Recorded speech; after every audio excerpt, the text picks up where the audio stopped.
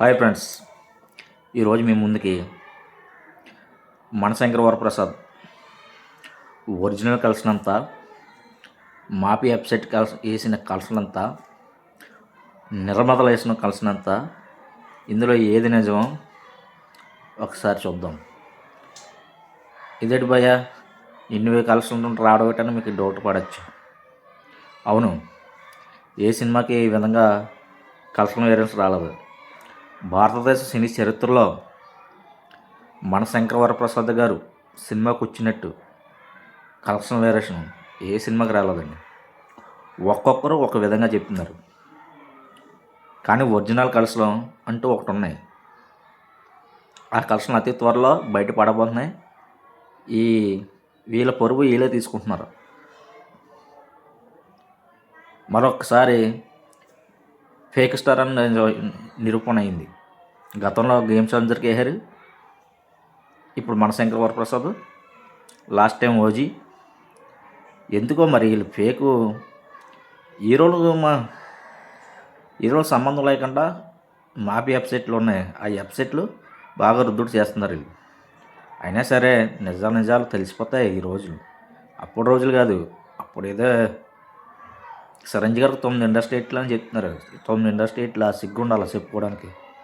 కేవలం 4 ఇండస్ట్రీట్లు, అందులో కూడా 2 క్లీన్ ఇండస్ట్రీట్లు. ఇవన్నీ తెలుసుకుంటూ మాట్లాడుకోండి.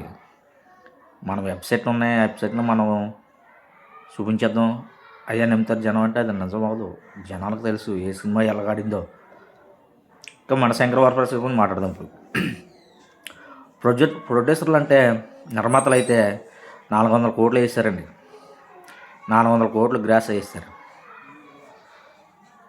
పక్షాల్లో 400 కోట్లు గ్రాస్ వేస్తారు. శ్రీరామ్ తర్వాత చెప్పలేదు, 400 కోట్లు గ్రాస్ వేస్తారు. అదేవిధంగా ట్రేడ్ పండితులు, ఈ మాఫియా సినీ వెబ్సైట్లు 270 కోట్లు పైగా గ్రాస్, 160 కోట్లు దగ్గరికి షేరు రావడం జరిగిందండి.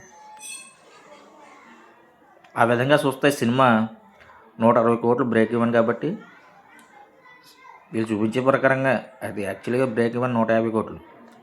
తర్వాత మారింది అంటున్నారు. అది కూడా ఈ సినిమా ఇట్టు కోసం రకరకాల పొరాకులు పడ్డారు, బాధలు. సినిమా ఇట్టు చేయాలన్న ఒక ఆలోచనతో, కానీ క్లీన్గా ఇట్టు అవ్వలేదు. ఇది మాత్రం మనం రుద్దుడితోనే ఇట్టు చేసి అయ్యింది, కానీ క్లీన్ ఇట్టు మాత్రం కొట్టలేదు మిగతా సినిమాలాగా. గతంలో సంక్రాంతి వస్తున్నాం, 40 కోట్ల బడ్జెట్ బ్రేక్ ఈవెన్, ఈజీగా 150 కోట్ల పైగా షేర్ వచ్చింది. త్రిబుల్ బ్లాక్ బస్టర్ అయింది. అది నిజం. అది నిజాన్ని ఎవరు మార్చలేరు. 300 కోట్లు వచ్చిందన్నారు, అతడికి 300 కోట్లు రాలేదు, 250 కోట్లు వచ్చింది. అది నిజం. ఆ విధంగా clean block buster, triple block buster అయింది. సంక్రాంతి వస్తున్నాం. అదేవిధంగా దీని గురించి చూద్దాం ఒకసారి.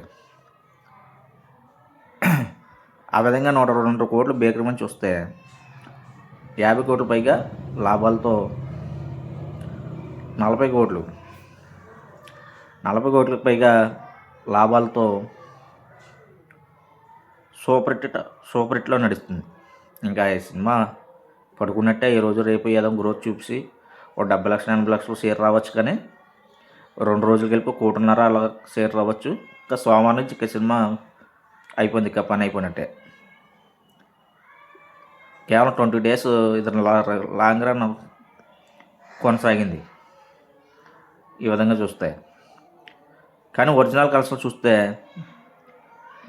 నాకు అందిన ఇన్ఫర్మేషన్ ప్రకారం 76 కోట్లు షేర్ ఏంటండి, 182 కోట్ల పైగా గ్రాష్.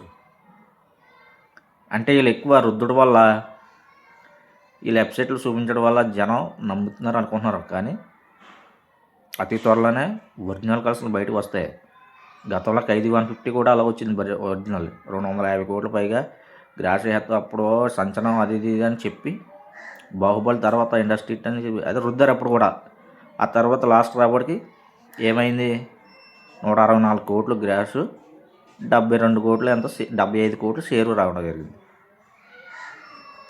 ఇప్పుడు కూడా చాలా వెబ్సైట్లు, మాఫీ వెబ్సైట్లు ఖైదీ 150 100 కోట్లు షేర్ అని చూపుతున్నారు. ఇది నిజం లేదు.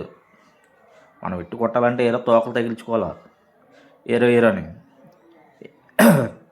వెంకటేష్ గారినో రవితేజ గారినో ఏదో హీరో ఉంటే కానీ మనకు గట్టెక్కలేకపోతున్నాం.